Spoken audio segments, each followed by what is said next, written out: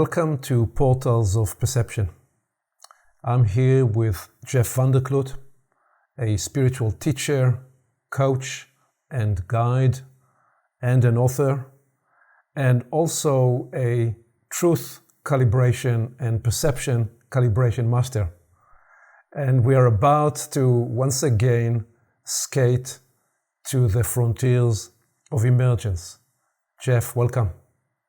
Thank you, Aviv. It's lovely to be back. Let me begin by asking what's alive for you at this point in time?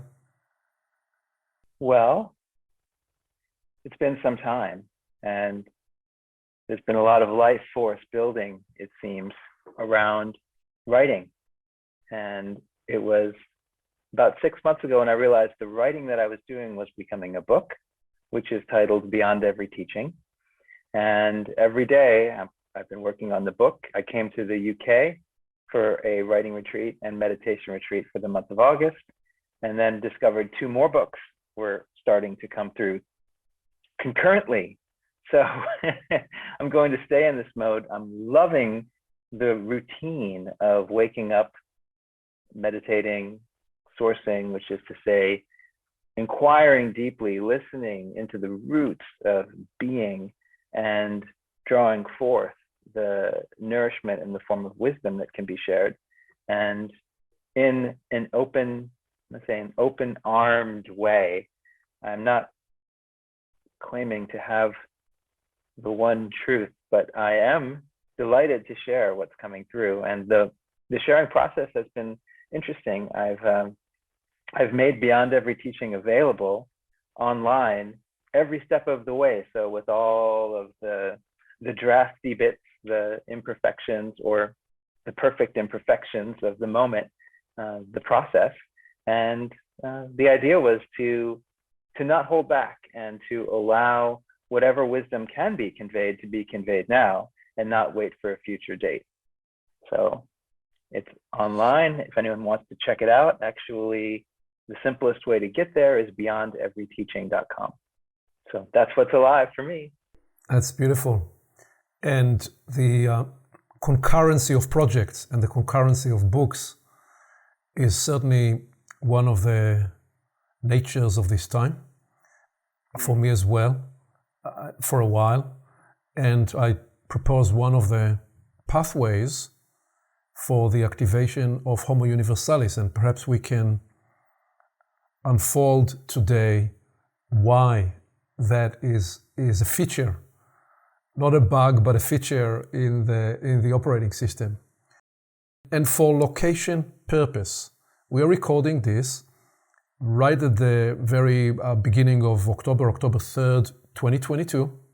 The last time we've been on this series of calls was early March, after I met back then for 4 days with the Epoch Culmination Journey community. And we were musing because these were the very early days just after the Russian invasion to Ukraine.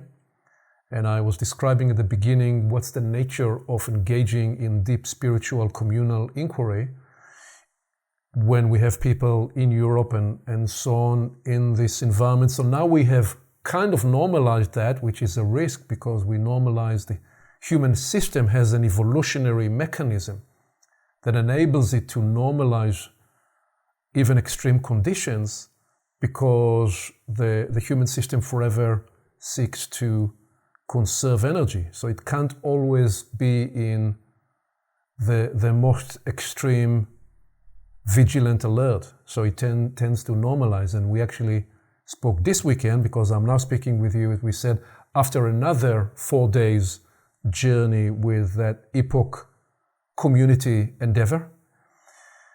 And one of the themes we started with was the awareness of what we want to normalize and what we do not want to normalize, and how do we live into this ambidextrous space where in one part of ourselves we normalize to allow ourselves to create equilibrium that will allow us to operate at the highest level, and how in another part we can be on the edge of our experience with whatever whatever is newly emerging. So in this last call, you and I have explored the three journeys, what we describe as with multifaceted elements of these three journeys. And towards the end of that call, you said, I hear or I see or I invite a book in this. And when you said that, I didn't think anything like that was going to happen. But you invoked that invitation, and we've just published a couple of weeks ago the two-part writings, three journeys, and have updated somewhat the framing and the articulation that you and I have explored last March. And it's available for anybody on the Portal's platform, Portal's site.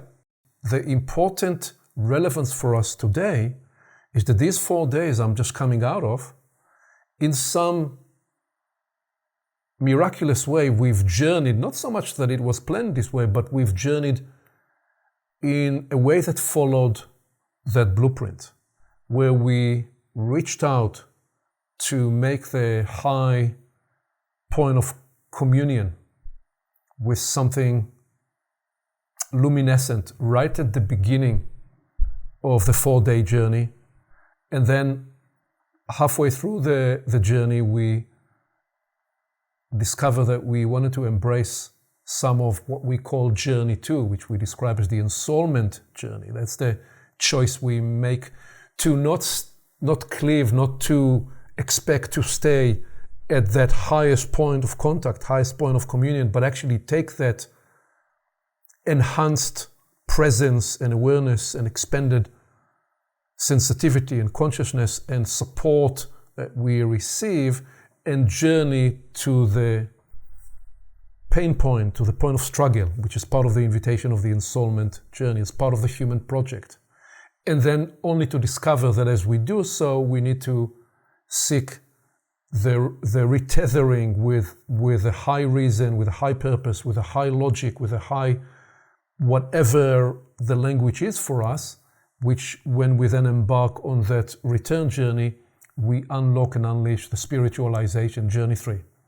So in some ways, several ways, we've journeyed through these, and I am prepared to try and share some salient distillations from that. And the point in me describing us going through the journeys, because really what we call the 3 journeys, as you know so well, Jeff, from your work, it's an invitation to the 1,000 times we need to go through these journeys, many times concurrently at all facets of these 3 legs. And when we journey for the 1,001 and the 1,002 times, we continue to discover our blind spots, the areas we have not seen before, and we use those journeys to continue to build on the inside the cathedral within, where we bring to life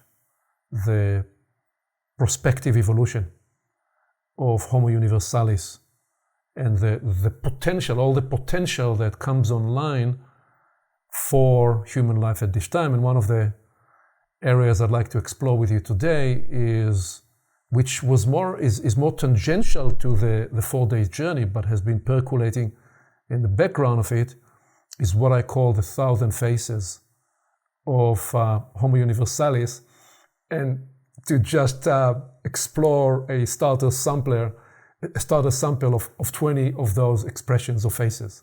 So I'd make that opening just to bring us into a context of where I am, the space I'm in, and see how this resonates, and what would you want to say to that? Well, I'm feeling a keenness to dive in. I'm intrigued by the 1,000 faces of Homo Universalis, and I want to add this one piece that was an image that dropped in while you were talking about essentially the need to bring it back, to bring the high wisdom and the profound communion into encounter with the challenges of the world, And sometimes we hear the phrase high vibration. And I would say that the high vibration and the high consciousness is the rapid oscillation between the source of insight and nourishment and the application. So we're bringing it back ever faster, ever faster. We're returning to the context of a seemingly imperfect reality with the gifts of perfection. And in the process, there's a blending, a merging, a unification, a synthesis. And so I would say that to really be high vibing, we want to be radically in service and shovel those gifts right back into the world context.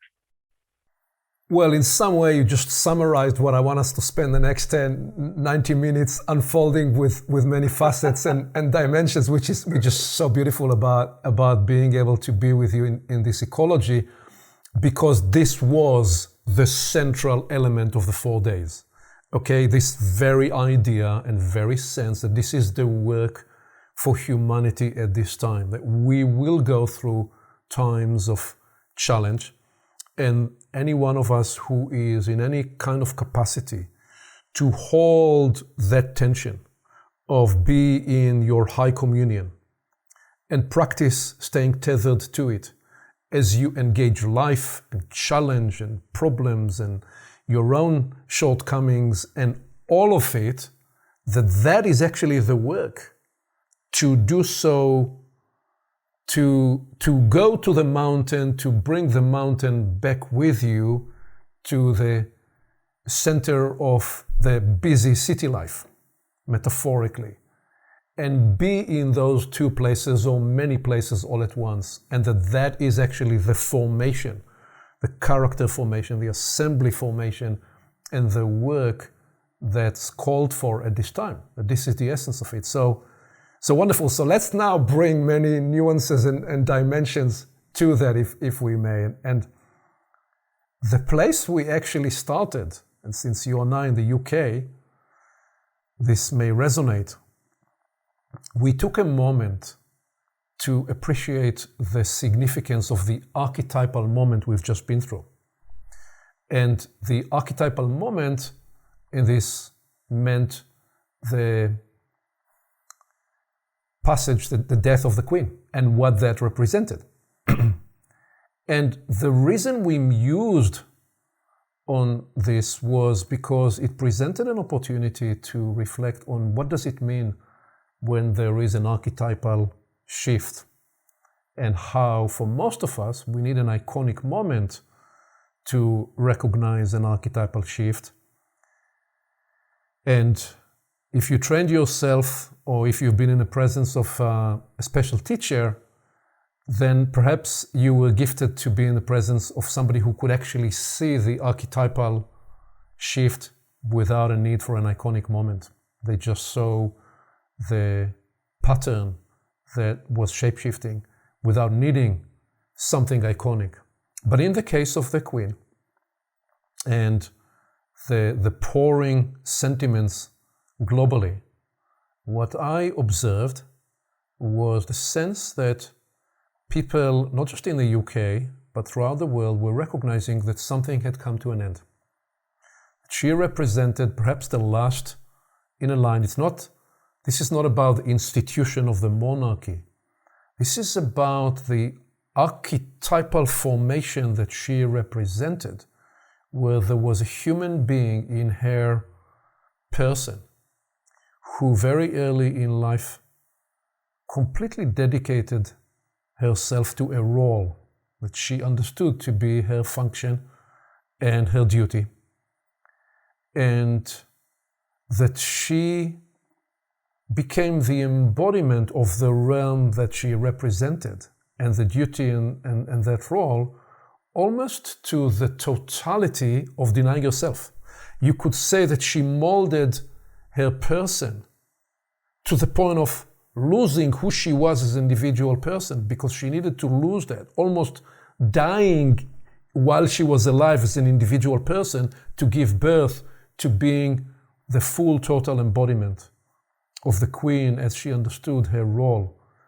And there are very rare iconic figures adjacent, perhaps, that you can call over in the last 100 years, and some will go all the way to Gandhi and Mandela, and people that not through the line of royalty or the monarchy, but embodied in their life a cause to a point that they represented that cause so totally that the individual person almost disappears in that role.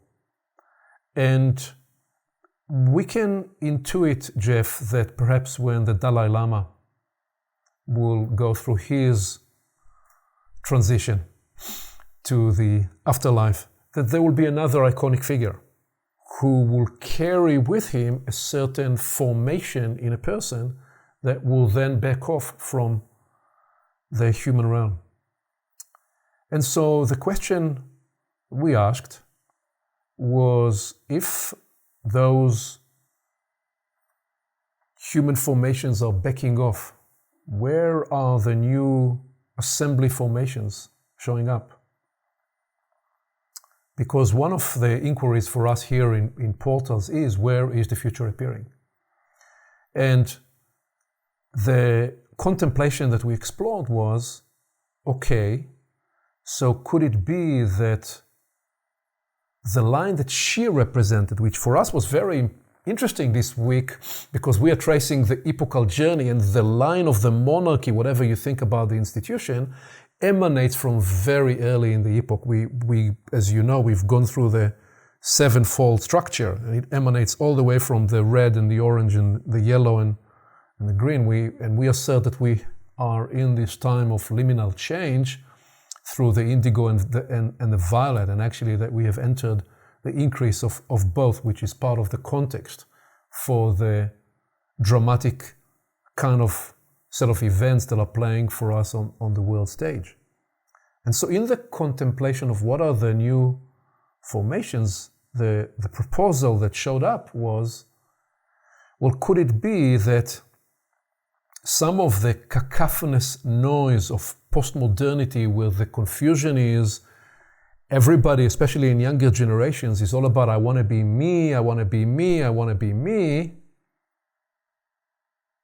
Could it be that some of the new formations, new character formations that are emerging, is the possibility to discover a way, because the longing in people's eyes through all the ceremonics around her death was, will we see, this is how I interpret metaphysically the sense in the eyes, will we see again in our lifetime a human being representing a duty, a role, a function, almost to the totality of their life?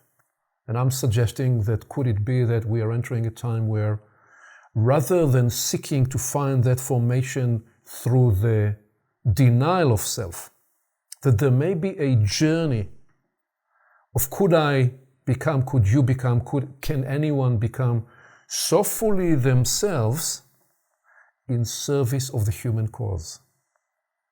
In other words, could there be a way for you to embrace and discover the inner cathedral of the human permission in the universe, which we are describing as Homo Universalis?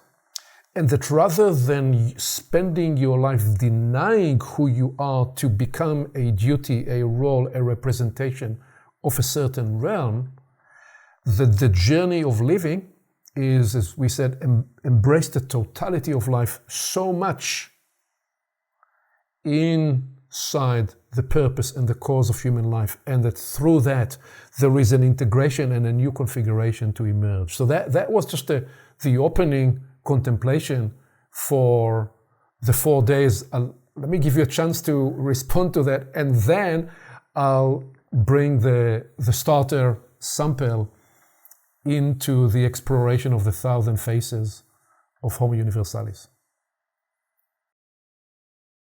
Well, I so honor the work that you and the community do. It's devoted, it's deep, it's relentless, and it's absolutely thorough. I know that what we are able to talk about during our time together is so much the tip, just the tip of a vast iceberg. And so I tend to like to let you talk. But let me say this.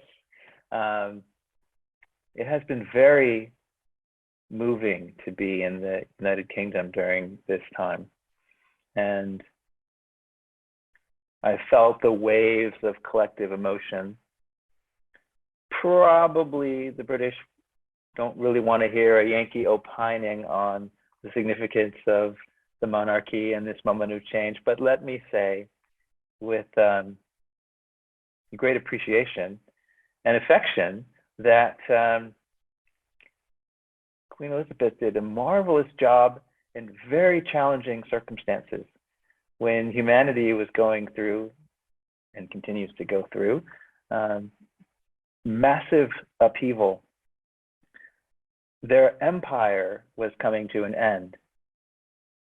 There were challenges to the empire and imperialism that people have commented on, but setting aside the flaws, when a vast system of global scope changes, that's a time of great unsettling. And so her devotion provided a consistency for billions of people and created a bridge from then until now. And that, it's almost inconceivable to me that one person could be so immensely significant. And maybe there was a certain self-negation that was required then in order to allow the power to move through her vehicle. I would say that now there is the opportunity to be of service in, well, I would say a more individuated way, where we get to be ourselves. And maybe, and I would say yes, the Queen was herself. Maybe that was how she was designed to show up this time. So I'm sure there are many perspectives, at least 1,000 faces on this exploration. But what does it mean for each of us to show up in the most authentic way? And if we're truly true to what we are, then our roots are very deep. So there are all of these layers and all of these facets to explore. And ultimately, we're infinite and we're infinity. So there's a lot to work with. So in the 3 Journeys article that we just posted, we actually proposed that one of the ways to appreciate the journey to seek high communion, high connection, high contact, high purpose, whatever, and if you don't like the word high, then replace it with something else,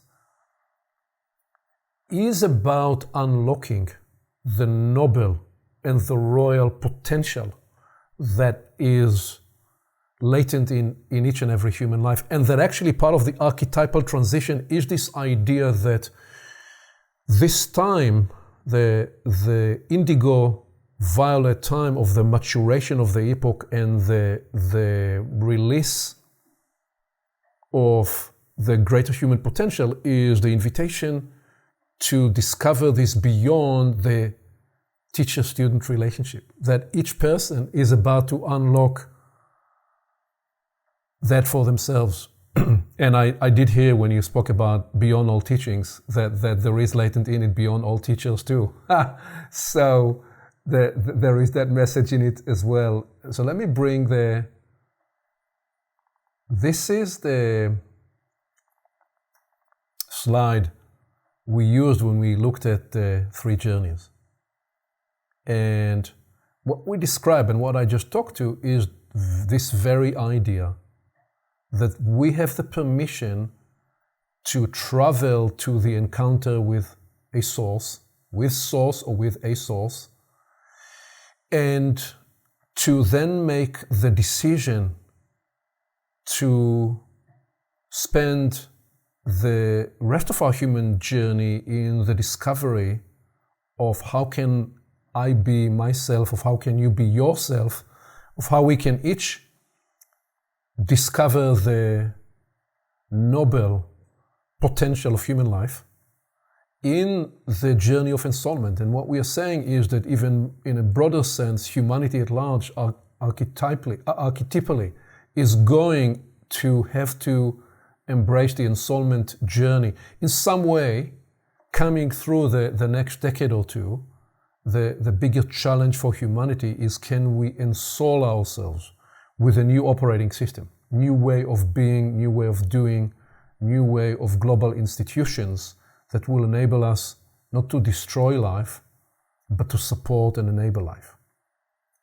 So that is very much the inquiry of the 1,000 faces of Homo Universalis. And what I want to do here is, we spent the first day of the 4 days in some ways very much anchored in one core spiritual practice that guides my work, which is probably similar to something you do. You may be describing it in just different words. I call this the paying attention practice. I just pay attention inside, but I pay attention in a very specialized way. It's a kind of paying attention that I have practiced maybe for 40 years, the first 20 of which without even knowing what I was doing. It was more an intuitive way of being, of listening to the way I listen, and to the way, and then listening to the part that observes the way I listen. And there is like a whole accordion, a whole sweep of witnessing eyes that witness the witness, that witness the witnessing witness, and the presence that is emerging in that, and the property that then is able to emerge inside that expanded awareness, and the capacity to zoom in and zoom out, zero in and zero out, and then be sometime with one word or one sentence or one paragraph in that inner attunement, where the words are no longer words, they are really configurations of inner processes and inner cosmologies that enable pathways into your own and others' possibilities. So here are some of the faces of that expression and that endeavor. One of the first faces of Homo Universalis is they are space makers, because we live in a time that's so crowded and so noisy. And one of the first challenges for us is, can we create space? Can we create mental space, psychological space, spiritual space, interpersonal space, intrapersonal space? Can I make a space for the many lives within such that they can speak to each other? All that is latent in this expression, Universalis, Homo Universalis expression of space makers. And then the realization that the more we explore these spaces, we encounter challenge and different energetic natures and different intensities and different temperatures and different altitudes. So we must become self-regulation artists and self-care and self-compassion masters, to sublimate and modulate and transmute and transmogrify those different energies such that we stay very, very stable, intact vessel for ourselves and for the people we serve. And then that inside that, when we do that, we indeed become the healers, the mental healers, the spiritual healers, the all other many kinds of healers, And it's not so much that we do the healing, as you often remind us, it actually is that we become a vessel through which the healing process of life can actually work. And so that is part of the outcome of becoming space makers and self-regulation artists and masters. We enable ourselves to become the kind of healers that we can be. And then something that became a very big part of this 4 days journey, the artistry of blockage releasers and stop situation redeemers. And we literally spent maybe a day and a half around that, because that connected to all the other expressions. And we explored the anatomy of stop situations. What are they? And I'll at the end come back to the role and function of stop situations. And how, if you've been in a community or in a space that focused on personal transformation and personal development, the tendency is to make that the focus and carry on the weight of that everything to redeem every situation. But how now we need in parallel to work on the personal transformation, the collective transformation, and the system transformation. And in different scenarios, the release point will appear differently. Sometimes I gave the example, all that you need is not the couple to go into therapy to receive more information about how to communicate with each other in a way that's appreciative. That's great. These are useful tools. But what about the advice of you need to change the system, and certain conversations you should never do at home facing each other. You actually need to go on a drive. So you let the impressions of the road wash over you while you have a conversation, not staring at each other, but rather driving or walking. So that would be a sample of changing the system, changing the ecology, transforming the system, and allowing yourself to bring the personal or the relational or the collective transformation inside a different system. Or as simple as change or move the furnitures in the living room. Not because you need to become a feng shui master, but because you want to change the dynamic. And we have in the community teachers, and sometimes the unlock possibility when you work with a classroom is changing the inner cosmology of the classroom, change the seating arrangement. So there is a whole science in that area, and we just explored not just the physical ecology, but the other dimensions of the ecology, and we will get to it as one of the other boxes. But let me bring this next one and then pause and give you a chance to just comment on the first 5. And then the realization that as we do all this work, we can't just do this with words or with ideas or with concepts. This is not about just being in our heads.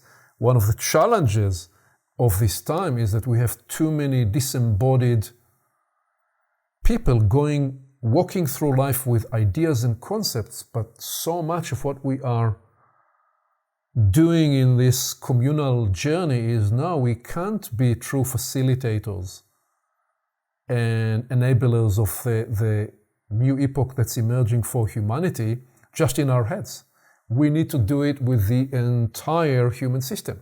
We need to fully engage the whole somatic cathedral that we are, and the soul and the inner lives. So how do we do this work? How can we be in service to others and to ourselves and attend to in every moment, in every shift, to the kind of balancing and replenishment and harmony that we need to bring and facilitate, because unless we do so, we can't really work as true healers. If I am out of balance and I try to be a healing embassy for others, I may transfer healing, but I may also transfer concurrently the whatever imbalance I'm carrying in myself. So that idea that whenever I'm in service to others, I'm forever working to, not to be perfect, as you said earlier, to embrace the perfect nature of my imperfection, but at the same time to be devotionally oriented to continue to refine the vessel in which the somatic and soul harmony and replenishment and being those people that can facilitate that replenishment, so I call this the replenishers, is another phase of Homo Universalis. So these are the first 5. Let me pause here and offer you a space to comment. Thanks, Aviv. Well, I'm so happy that you started with space makers. It seems to me that when we can be the vastness that holds everything, then we can breathe ourselves into the content of that space and be with the content and work with it and shift it and unblock it and unstop it. So that is a powerful practice, how to become spacious around any situation, particularly challenging situations, or when triggered especially, it's difficult to be spacious. That's almost the opposite of spaciousness. The contraction arises. So that brings in the cultivation of many masteries, self-regulation and self-care in various forms. I note that 3 of these boxes relate to healing and balance and harmony. And there's also one that intrigues me greatly, which you spent a day and a half on, which is the blockage, releaser, and stop situation redeemers. It sounds like that might be key. And then without knowing the content behind it, looking at the world situation and where there are blockages and stoppages, it seems to me that life is pushing at all of our impasses. And so there's a deep desire within creation to become unblocked and unstopped. And we need to do our part, particularly if it would be harmonious. There's a way to be with the shifting landscape in a way that means instead of earth movers and dynamite, we can, be regenerative in our behaviors. So I'm keen to keep going and learn more. As you said, space making is a great starter place. And Jeff, I'm just going to run through these 20 and pause after every 5 and give you a chance to comment. I will say each box here is potentially a full day co-creative workshop. In fact, the area of space making on an earlier 4-day weekend, about a year and a half ago, we spent 2 or 3 hours just on that. And we explored the idea of shrinkage moves and anti-shrinkage moves, and why and how do we contract ourselves and shrink the space, the psychological, the behavioral dimension of that, and what are the ways to cultivate and open the space. So that remains a body of work to be developed and to be cultivated. And we will never get to complete this in this lifetime. But my teacher recommended that the best way to do your life is when you get to your deathbed to still have 60 years of work in front of you. And I intend to follow that brief. It certainly is an attractive one for me, because all you then get to do is you pick yourself on the other side and you keep on working in whatever realm you are in. So essentially you're creating for yourself your job description for what it is you're going to do next in one iteration or another. So with that, we bring here the idea of purpose tethering architects. That so much of the experience of human life is coming closer to your sense of purpose and then losing that sense and coming closer and nearer to what it represents, and then going again into the wilderness. That's, if you like, another way of thinking about the three journeys. And that one of the universalis, Homo Universalis natures and faces is this invitation that we can offer to each other to get tethered, more closely tethered to who you are, to your true potential, to your true purpose. And so architecting these spaces and these experiences that facilitate the tethering of purpose in each other is a facet or a phase of Homo Universalis. And often it takes the nature of inquiry framers. I mean, a big part of what I do in the business world and a big part of what I do in this transformational space as well is I frame inquiries. And I frame inquiries to help us get into the deeper space of the inquiry, to then follow it with the second, the third, the fourth layer of the inquiry. And inside it, cultivate that deep listening. And we're gifted in the community that we have many people who will never call themselves priests, but I will be the one to testify and offer the testimony of the quality of a listening priest. Listening priest is not about hearing someone else's confession. Listening priest is somebody that expand and build your space because they create for you a space, an appreciative space that's greater than the one you've given yourself. And so you begin to be able to hear yourself in a way you never heard yourself before, all because you're in the presence of a listening priest. And then you have the perception openers, connectors, and integrators, the people that help the discovery of purpose by weaving and connecting perceptions and showing how one thing that's occurring in the world and one thing that's occurring in this another space and something that's occurring in geopolitics and something that's occurring in the economy and something that's occurring in the healthcare space and something that's occurring in art and culture, there is a pattern that's emerging.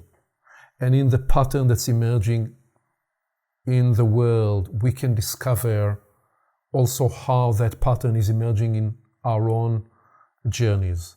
And when we do so, there is something to be discovered about the personal that contains the universal, and the universal that offers revelatory property for the personal. All that is part of that phase.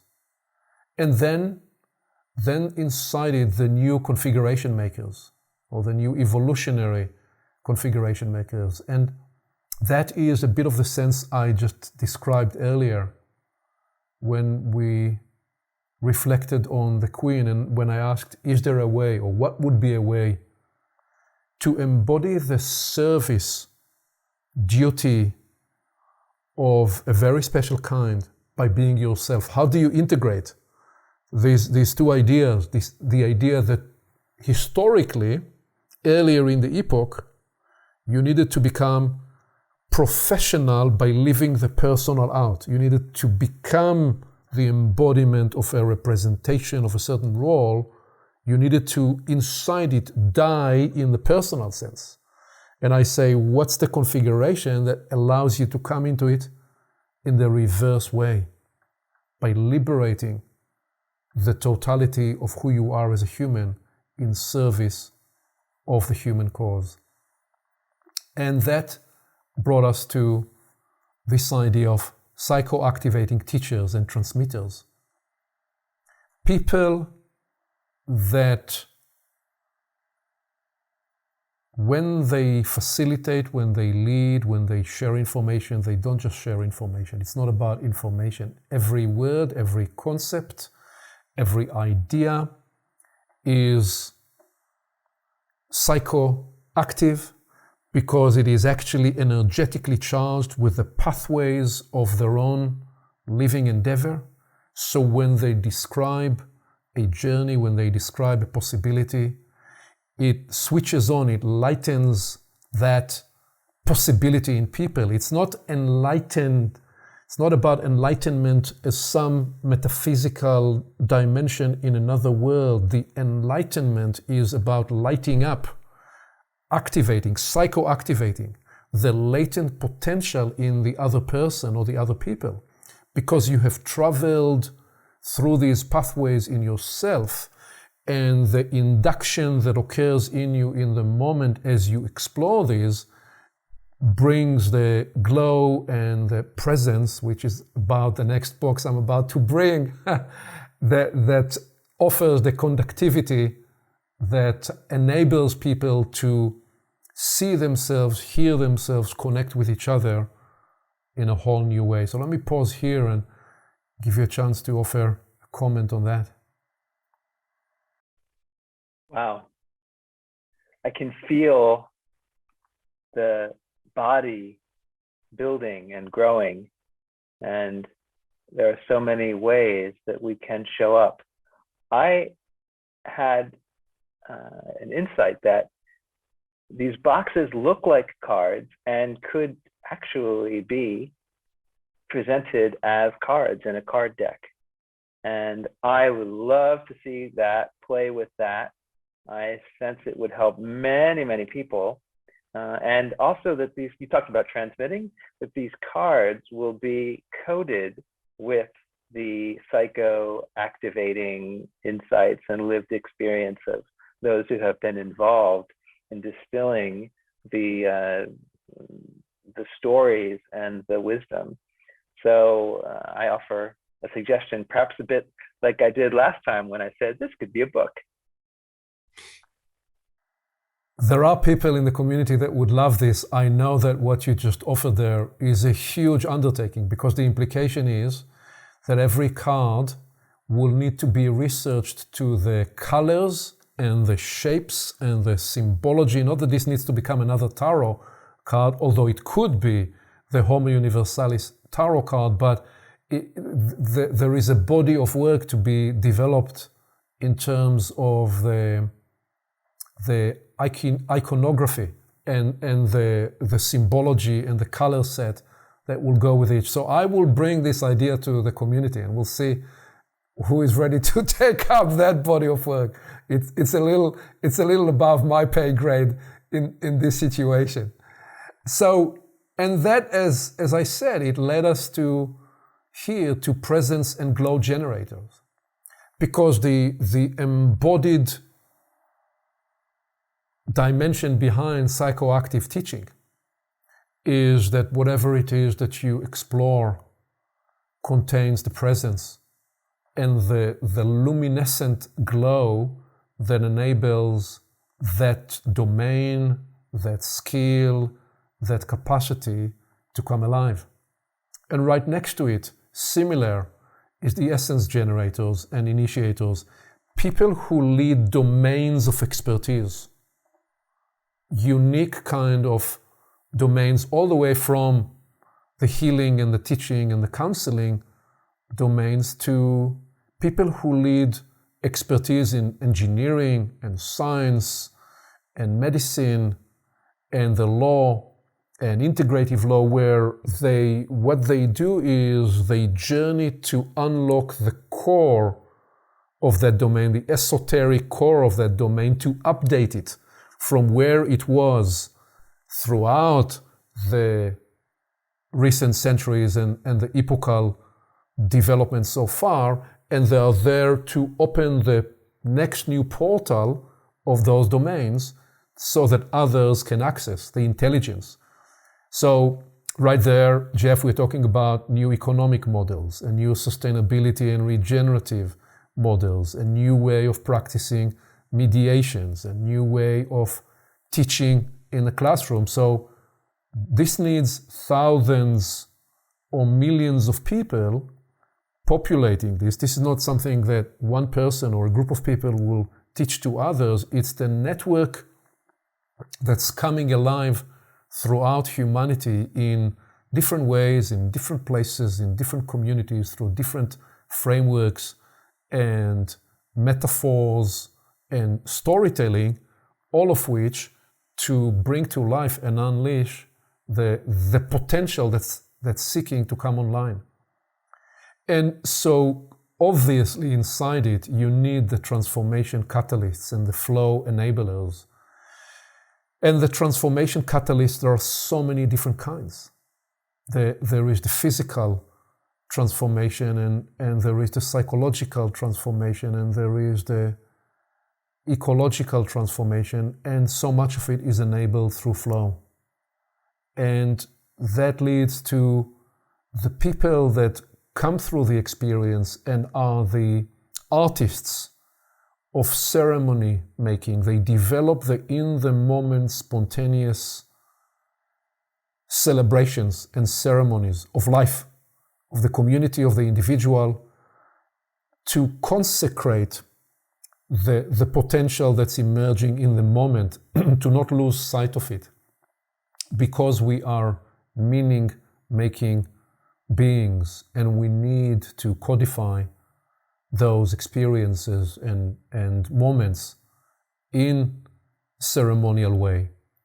And then you have right next to them the people that see the invisible worlds. They not only see, they sense, they intuit, and they decode the meaning. They decode those realms of potential. They decode the blessing realms and how they manifest in the many different ways, all of which is part of the arts of Homo Universalis emerging at this time. Let me pause here and see which of these 5 resonated for you. Well, besides all of them, I appreciate the languaging, for one, the glow generators and the flow enablers. These phrases that have come to you, I suppose collectively, maybe they've been crowdsourced through the community, they have staying power, which is another reason I sense that this is a body that's growing, that plans to travel around a bit. I would say I'm particularly drawn to the essence generators, and can't limit myself to one, the invisible worlds decoders. Seems to me that essence tends to be invisible. So it's part of what we're pointing to and discovering together, and then bringing into visibility and initiating into transformation, and hopefully a flow that supports the collective body of humanity in moving forward together coherently, harmoniously. And then I have a bit of a vision of teams of people sensing into which of these roles most resonate for them individually, and organizing, maybe arranging themselves into working groups or inquiry groups. So I know this is another meta comment, but I want to say I see a lot of potential around this work in so many ways. And what you just named there, this sense of a network of possibility globally, is certainly part of what emerged as the envisioning practice through these days. Conductive ecologies, creators, is just such an important dimension of this. The essence of this face of Homo Universalis is the realization that we should never again try to do anything without first setting the ecology inside of which to do what we do. You shouldn't teach a classroom before you created the ecology inside of which to teach the subject you're going to teach. You shouldn't try to do healing before you enter the ecology and set the ecology. So this awareness that the first thing we do is always build the ecology for whatever it is that purpose or service we are setting ourselves to engage in, and how the mastery of that and the artistry of that is so core to anything and everything that's trying to emerge, because in these 36 verses that we posted about the portal site as the core belief, the out of the state of knowing, the driving impulse of that declaration, of that statement, was the sense that for too long, humanity, we've tried to do whatever we do from a place that's empty. And the inquiry and the search for abundance and working out of abundance rather than working out of emptiness or out of scarcity begins with recognizing that it's in the conductive ecology that we facilitate that all opportunities can become accessible. And right there with it, the recognition that when we do so, we become possibility pathfinders and weavers. And the weavers is because often it's the weaving of two or three conundrums together that actually offer the unlock potential for the possibility that's latent that we didn't even see that could then emerge through that weaving and pathfinding. And then that inside it all there is an elevation midwifery process that's going on, and that part of the work of Homo Universalis is in every situation to facilitate that midwifery and to unlock the possibility of elevation. And that part of the way we do so is by sublimating the shadow inside us and in the collective space and instigating light. And that when we do so, when we midwife the elevation potential and sublimate the shadow, we also then become decoders of emergence and champion the possibility of emergence. And this entire sweep led to something quite miraculous and ineffable that I'll show you in a minute, but I'll pause here to just give you a chance to respond to these 5. Again, there's so much richness to respond to. I would underscore the urgency of working with and as an ecology.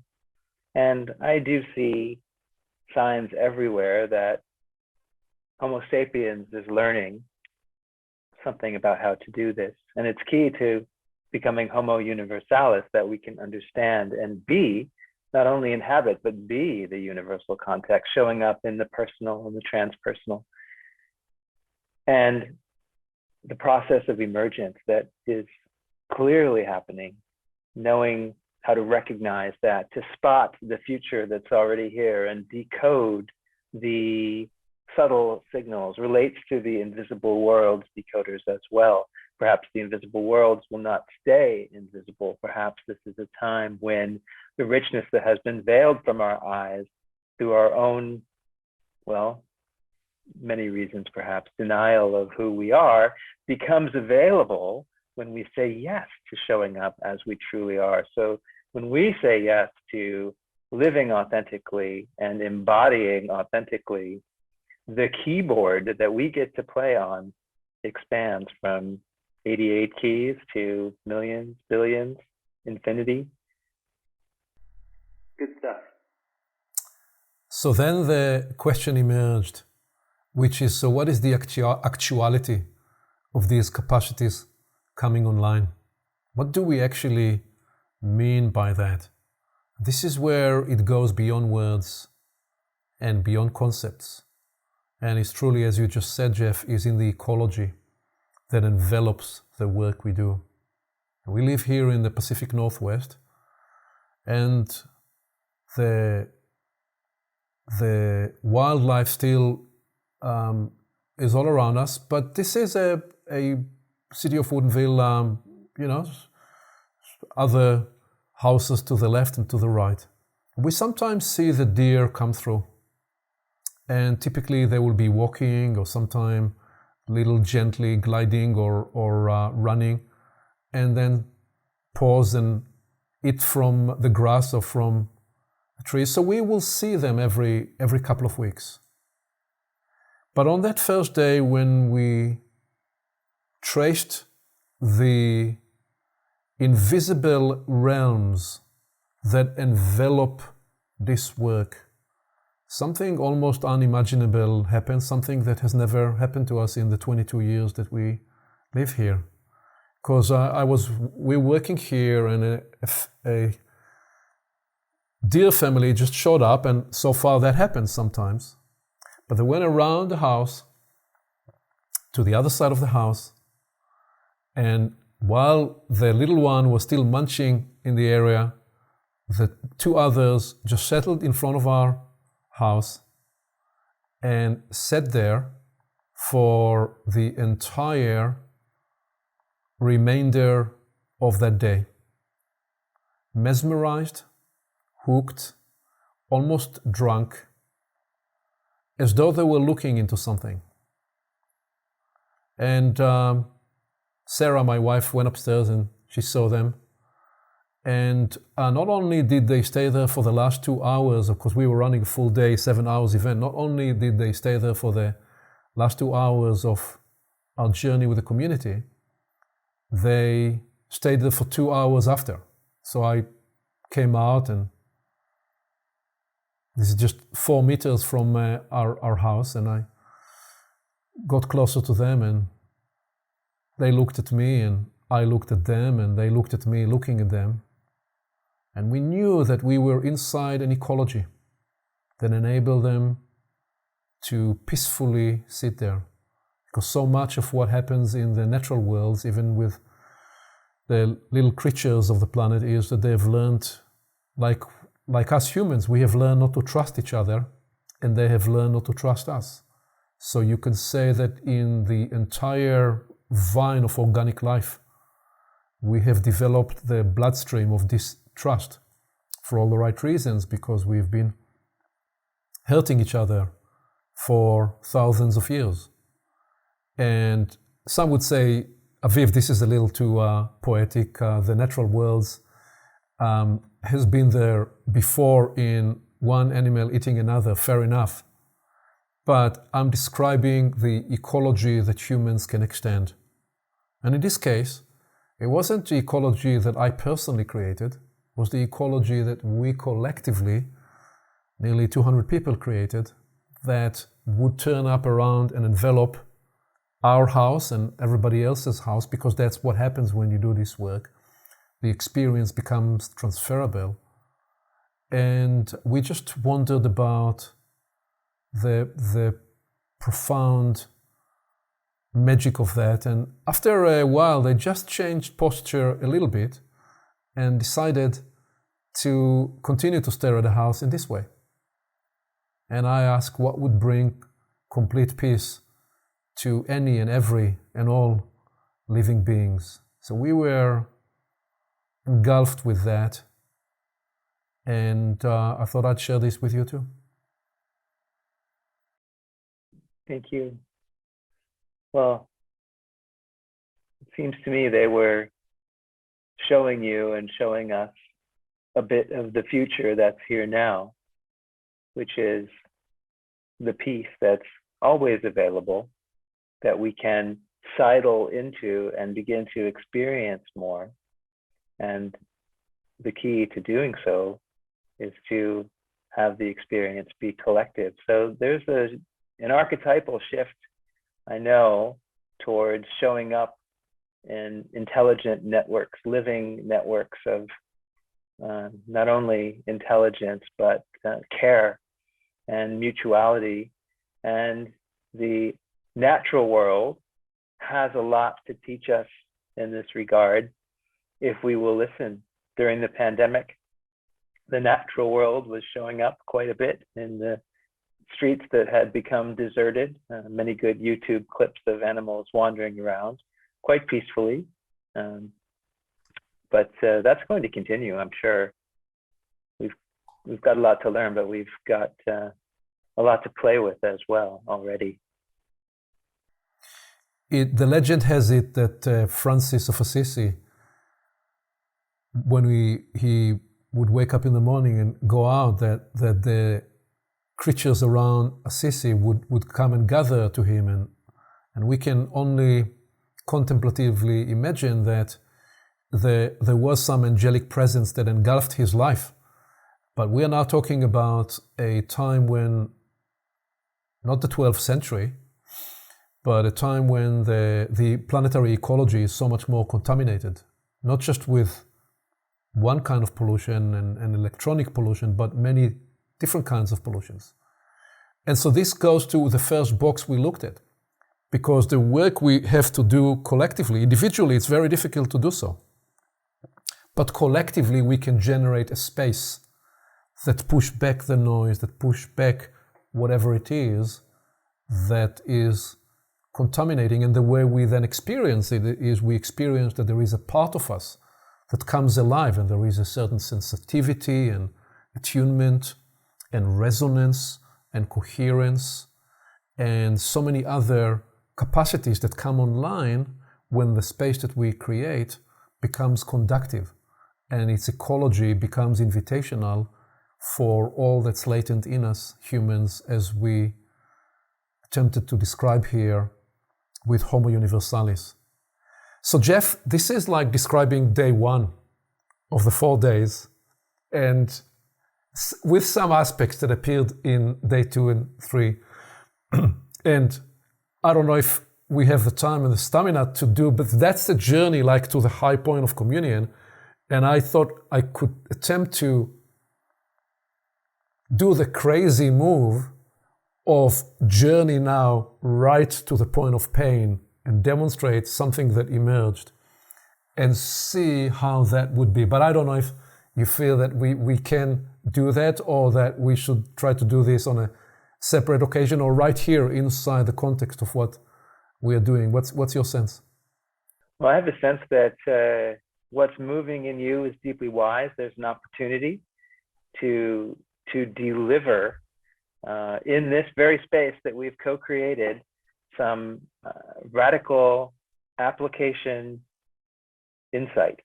So let's do it. Maybe 15 minutes or so, but I reckon you, of all people, can cover a lot of ground. Let me see if I can do it in 20, 25 minutes. Okay. We'll see. So that's the journey we've spoken about, and we are now embarking on journey 2, the ensoulment.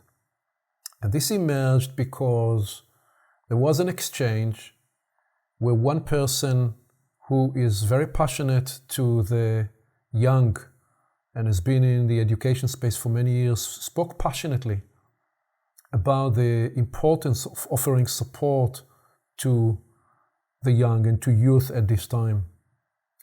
And one of the things that emerged was the stress that's engulfing now in some places around the world, the issue of gender dysphoria, confusion, and stress.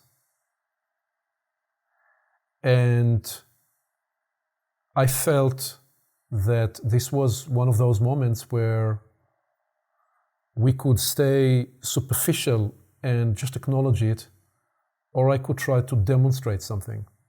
And I felt called to demonstrate not the answer,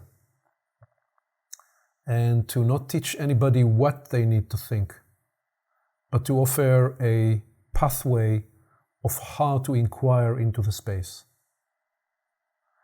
And as I unfolded it, what I attempted to show was that it will be insufficient to try to invoke either a religious point of view or an esoteric point of view, because we live in such a polarized time, and you may communicate something passionately, or you may communicate something that you feel is esoterically sourced.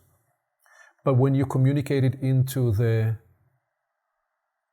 public arena that's highly polarized, whatever you said from a place that's core will likely create some kind of a polarized response. So I asked permission, not to give an answer, but to offer some process tools and inquiries by way of demonstrating, again, not what to think, but how to think into this difficult, painful, struggling space. And I began by suggesting to ask, is it effective? Is it effective to just be grounded in one's religious view or esoteric view or humanistic view or any view? Is it effective to just gravitate to that one singular view and passionately express it? Or is there an opportunity to embrace the discomfort of this debate, this struggle? And once we are embracing the discomfort, are we prepared to engage in the conversation, absolving each other from trigger warnings? They're not going to be trigger warnings. We're not going to police each other's thought. We're actually going to practice self-regulation in the way of seeing and witnessing each other as we bring humility to not think that we have the full answer. And so this entire search started with the idea, with the question of why binary and why polar views or polarity views cannot offer resolution. Because once we are inside that polarity lockdown, we are not in conversation, we're not in exploration, no new ecology, no new pathway, no new absolution, no new relief and redeeming capacity of that block situation, stop situation can find us. So I suggested that we explore the exoteric, the mesoteric, and the esoteric. The exoteric is the public space, public arena, where people often are captured by the polarization of an argument, of a cultural argument, the culture wars. The mesoteric is where we do the extra study, when we process the data, and the esoteric is where we search for the essence view or the core view or the first principle view. And I said, so let us please inquire deeply, why is this so culturally polarizing? That's where you want to deeply reflect. And as you do, can you inquire deeply, what is the liberal impulse and what is the conservative or traditional impulse? Can you deeply appreciate them for what they are? Can we see that they both have light and they both have shadow? And if we are going to become redeemers of a stop situation and offer easement and healing, we will do so by metabolizing the shadow and the light of both sides. So for example, we will see that the higher aspect, that the light of the liberal impulse is the live and let live. Is the live and let live of wanting to provide for all lives and for each and every one all that they may need. And that the shadow arises on the extreme liberal left, sometimes called woke left, is when the live and let live takes its authoritative, dictatorial extreme and sees that the highest organizing principle must be to not prevent from anyone any right. And it sees, again, in the right sense, that preventing a right from anyone is an imposition, but then it makes that the insistence that every person, every situation must have any right they imagine. They see that to be the highest organizing principle, not recognizing that if you consecrate that becomes an imposition on others. So the recognition that the performative contradiction of the live and let live is that when you take that to the extreme end, you actually become dictatorial and you become imposing on other people.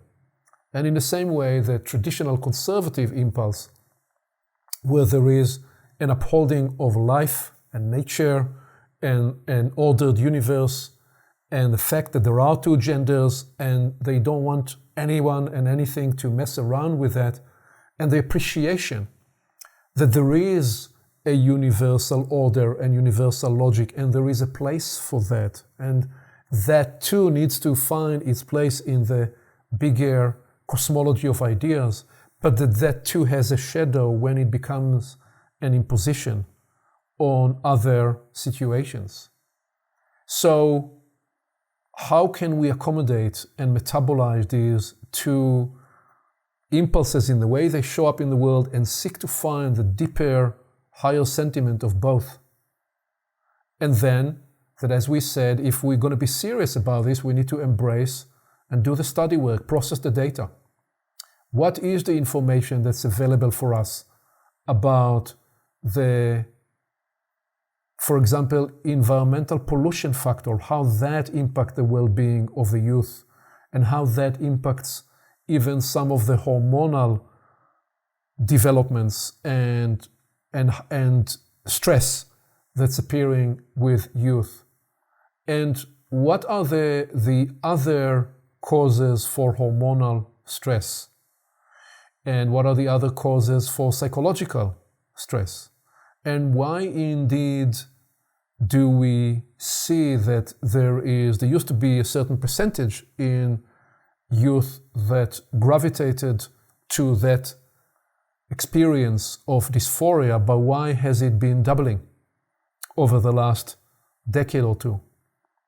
And where will we map the bigger cosmology of stress, of dysphoria, depression, anxiety, and why is it probably the first time in the history of mankind, at least in the modern history, where we have more than 50% of youth are pessimistic about the future, afraid about their future, filled with anxiety about the world of tomorrow? What does it mean? What does it say? How does that become a factor in the gender exploration, the gender debate, the gender conversation?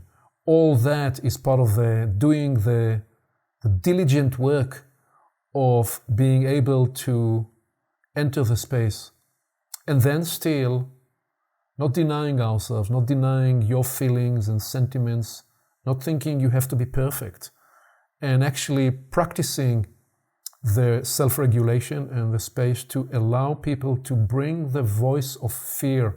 What horrifies you? Why? What frightens you? And why? And for you to be able to say, I am horrified by the polarization in the world. I am horrified by the fact that nobody is prepared to listen to anybody, and that there is an ideological capture, that every core issue is debated as a political debate of two sides and becomes a scoring points with virtue signaling to transmit to some constituents your beliefs and position. And that so much of it is grounded in dehumanizing and belittling the other side. And that it's okay to say that you are afraid and scared and horrified by the treatment protocols, the hormonal protocols, and some of the procedures that are more invasive, where youth are allowed to go into a surgical procedure to change their private parts. And it's okay if you feel completely out of the comfort zone in this conversation. That is part of the conversation, including for you to say that openly what is so horrifying for you that some of the largest medical institutions in the world just found a gold mine, and that behind closed doors they are bragging about the new gold mine that they have found, and that by offering those surgical procedures they are thrilled with the money that it enables them to generate, and how perverse the incentive structure is in the healthcare system, and that becomes just another adding pain into injury into this space. And ultimately that it's okay to say that you are distressed with the confusion, with the suffering of those people that seek transition, and there's so many of them that then seek to detransition, and that you may want to process some of their testimonies. And so all that was part of just doing the mesoteric work, and that then if you wanted, you could bring online some of the more esoteric metaphysical point of views. And I'm going to go through this very quickly to suggest that there are the three lines that we have explored here before, and I brought it into the conversation as a framework to contemplate these possibilities. And again, Jeff, all in line of creating the ecology to wonder how to think about this rather than what to think about this. And the three lines is this framework and the recognition that we could trace at any time the inquiry of the natural line, which is where we are born. We all show up for life on the natural line. But we enter a world that's been traumatized and been accumulating pain and polarization and distrust, as we said. And we enter the experience of life on the condition line. And because of that, so much of what we see throughout the epochal progression is that there is a new permission that shows up on the evolutionary line of humanity. And on some rare occasions, we are able to respond to it more on the natural line. But more often than not, what we see that the new permission is hijacked on the condition line. And actually, because of that, the work of evolutionary service is to do both the release, the healing work to the condition line, and the evolutionary work on the natural line. So, and I brought that and I bring this into this equation of how very early in the Homo sapiens journey, we discovered that large coordination and collaboration was coming online as a permission. And as a result of that, some of the ancient early agrarian civilization arose. But as those larger civilizations arose, they also brought subjugation and oppression and slavery and colonization. So a permission that opened up for Homo sapiens and facilitated some of the breakthrough technologies of the agrarian civilizations also brought some unfortunate accumulation on the condition line. And you flow in time and you come to the early universities and the quest for knowledge in the 11th, 12th, 13th centuries, but also ultimately to the 16th century and the Enlightenment.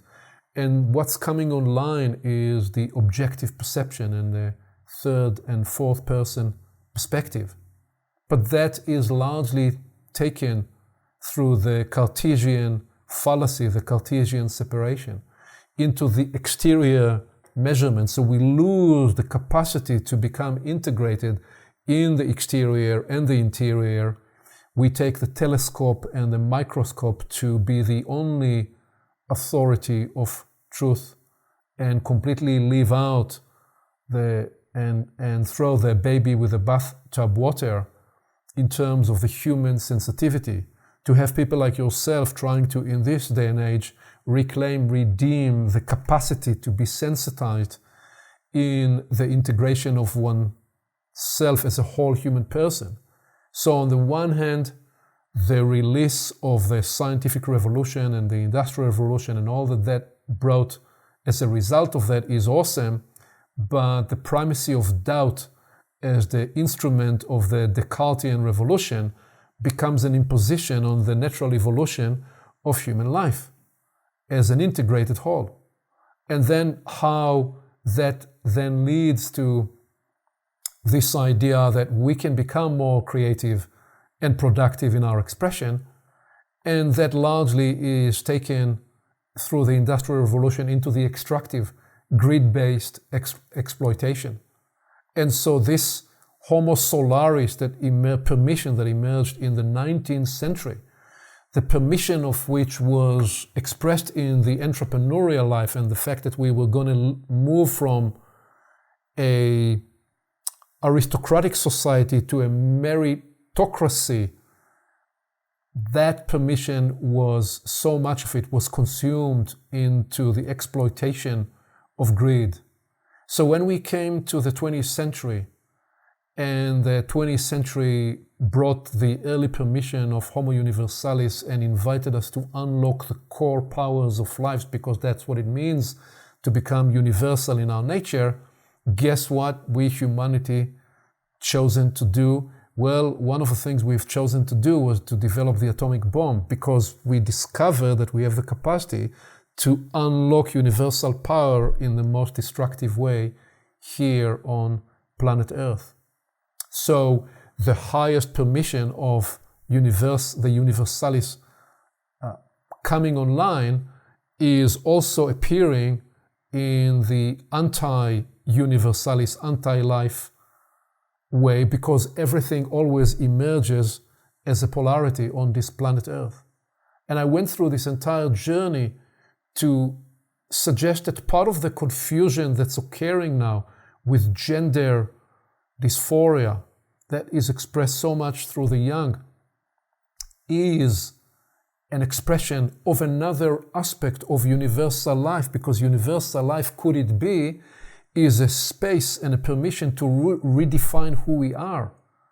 And so that brought me to the invitation of some of the more explorative inquiries, not as an answer to the gender stress and confusion conundrum, but as an invitation to contemplate the possibility of it. So it brought me all the way back to say, so what are the three lines in relation to this conundrum, to the gender confusion, and what is a way to think into what it says to us? Because the inquiry of the three lines suggests, can I see a phenomena in the world and wonder in the flying upside down view, what is the permission that's opening?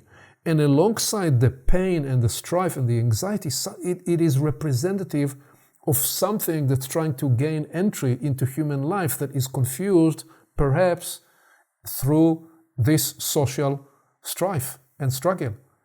And so the invitation was to think, what is a way to respond on the natural as was meant to be line? And that started to open the consideration that human life, and that is inspired by some of the work in the community, that recognition that you are never just one life. If you are showing up as a male in your gender, you are a male and you are a man, and you are the virtues life and you are the essence life. And if you show up in a body of a female, you are a woman and you are the virtues life and you are the essence life. And what those come to say is that we each have those higher dimensions, and those higher dimensions of ourselves, they're not limited to the sex inside of which we appeared, but that there is still a place to consider what's the universal logic and function of sex and gender. Do they have a function? And if yes, what it is? And what might be then the way to reflect on, could it be that some of the experience that these young people are going through, it requires not necessarily a change of their private parts, but actually a permission to recognize that you can be in one part of yourself the sex that you were born into, and it's completely natural and is part of what is arising at this time, that you can process and become in the psychological, in the identity part of yourself, in the energetic, psychological, behavioral inclinations and formations. You can become genderless, or you can become all the identities that the universe permits you to become, not necessarily in needing to change your physical body, but in embracing the various virtues and essence formations and configurations of a life. And that could it be that that is where perhaps there is a way to sense into bringing easement into this stress, and that inside it, could we embrace the idea that we are a first self in the biological person that we showed up in, and that we are a second self in the inclinations and passions and talents and skills and capabilities that we bring to life, and we are a third self in the permissions that gain access through us, the universal permissions, the universal configurations that gain access through us, and that we in that sense are simply ambassadors and agents for these other realms of possibility that want to work through human life, that can work through us. So could we embrace all that, not as an answer to the pain, not as an answer to the struggle, but as a way of inquiring with a sense of humility and thoroughness and care, not to be the answer that the young person needs, because we are not here to try to provide any dogmatic answer, but so that we are sourced in ourselves in the deeper inquiry of the change that is underway for humanity, and how when a new evolutionary permission opens up, it brings on the condition line struggle and pain and crisis in all systems. And this is just one example. And that could we, as ambassadors of the human possibility, could we do the inner work, not teaching or telling them what they need to do or what they need to be, but sourcing ourselves in the broader inquiry to then be able to offer an advisory from that is situationally customized and is sensitive to whoever and whatever the circumstance that we find ourselves in. So that's the ensoulment journey sample of journeying right to the point of struggle and pain, not to try to answer it, but to try to become the pathway of inquiry where answer and solution can be found. Well, Aviv, I'm letting all of that sink in.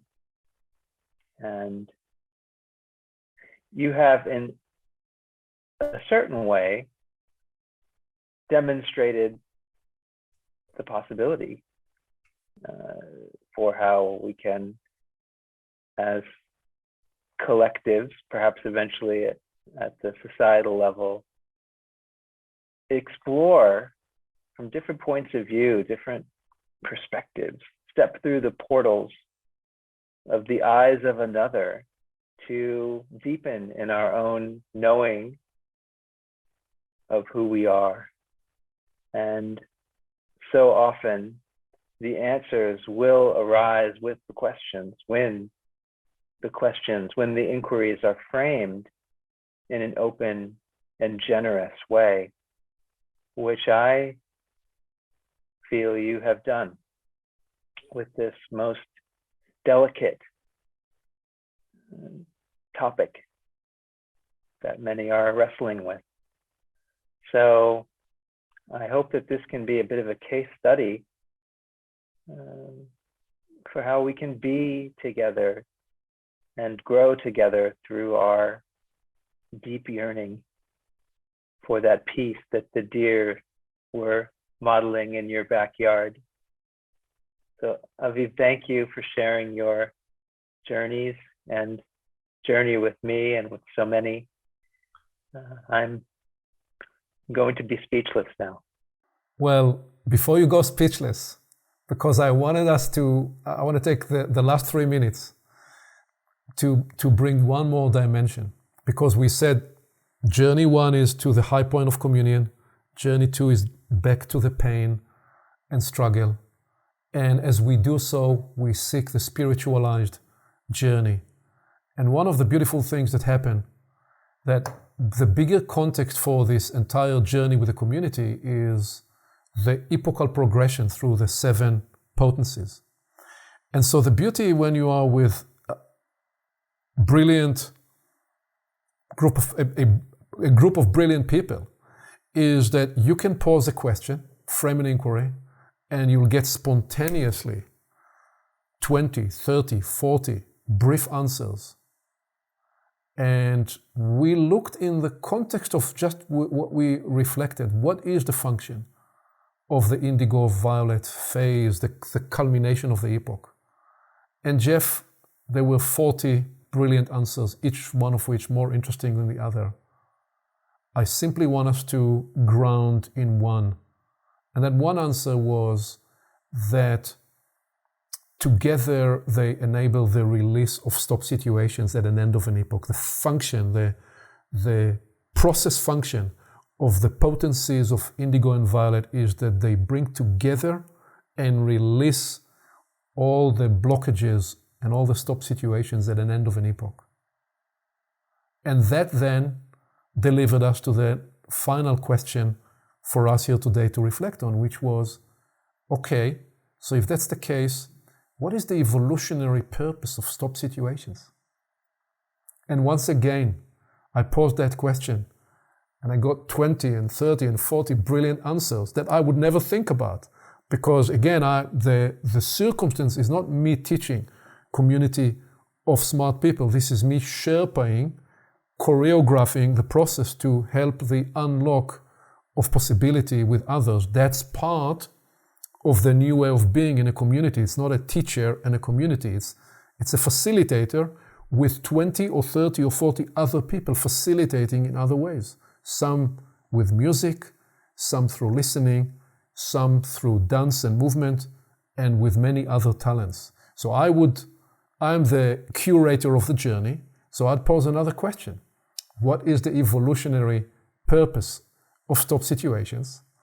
And we go quiet for a few minutes, and one of our musicians play a beautiful music, and we go into a quiet contemplative mode, and 20 or 30 or 40 beautiful answers come through. And again, just to sample one, to bring this to conclusion. Well, to catalyze the development and integration of new living configurations in the universe. The blockages, the pains, the strife, the stop situations, they too have a universal purpose, a universal function. They are the mechanism to tease, to squeeze, to unlock in us the development and the emergence of new configurations. So could I, could you, could any one of us embrace our personal struggle, relational struggle, financial struggle, health struggle? Could we embrace any one of those stop situations or challenges as an opportunity to birth a new configuration inside? And when we do so, we offer and proffer back the fruits of our own personal struggle to the human cause. So that's where I'd synthesize at the end of this summary with you. Wow. Well, here. I was hearing stop situations are seeds for step changes.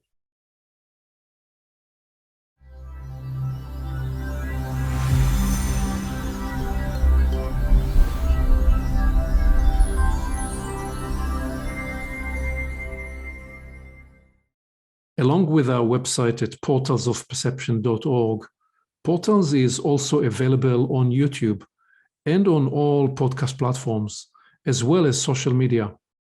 You can become an active member and join the conversation in community events.